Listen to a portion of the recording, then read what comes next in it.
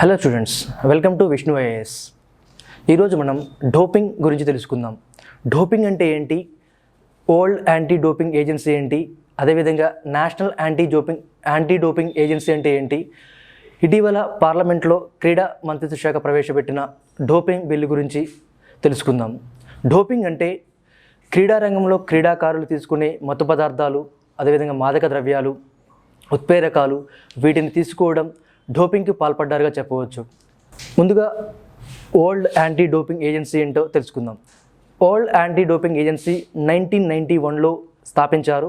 దీని యొక్క ముఖ్య ఉద్దేశం క్రీడారంగంలో డోప్ రహిత క్రీడాకారుల్ని, క్రీడా సంస్కృతిని ప్రోత్సహించడం దీని యొక్క ముఖ్య ఉద్దేశం. ఇది ఇంటర్నేషనల్ ఒలింపిక్ కమిటీ ద్వారా స్థాపించారు. దీనికి అనుగుణంగా భారతదేశంలో నేషనల్ యాంటీ డోపింగ్ ఏజెన్సీని 2007లో స్థాపించారు. అదేవిధంగా పార్లమెంట్లో ఇటీవల క్రీడా మంత్రిత్వ శాఖ ప్రవేశపెట్టిన డోపింగ్ బిల్ గురించి చెప్పుకుంటే, భారతదేశంలో అన్ని క్రీడాకారులను డోపింగ్ రహిత విధానానికి దూరంగా ఉంచడానికి మరియు ఎవరు కూడా డోపింగ్కి గురి కాకుండా చూసుకోవడం దీని యొక్క ముఖ్య ఉద్దేశం. అదేవిధంగా ఇందులో ఒక కమిటీని ఫామ్ చేశారు. ఆ కమిటీలో ఒక చైర్మన్, 2 చైర్పర్సన్స్ ప్యానెల్గా నిర్ణయించారు.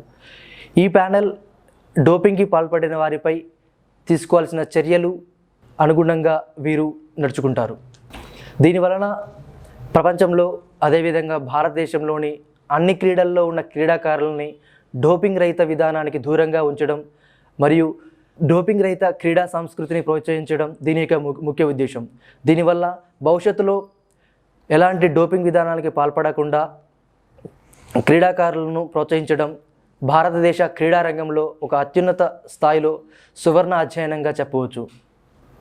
సో డోపింగ్ అంటే ఏంటి, నేషనల్ యాంటీ డోపింగ్ ఏజెన్సీ, అదేవిధంగా వరల్డ్ యాంటీ డోపింగ్ ఏజెన్సీ గురించి తెలుసుకున్నాం. సో ఈ రిలేటెడ్గా డోపింగ్ రిలేటెడ్గా ఎలాంటి డౌట్స్ ఉన్నా మీరు కామెంట్ సెక్షన్లో కామెంట్ చేయండి. Thank you. జై హింద్.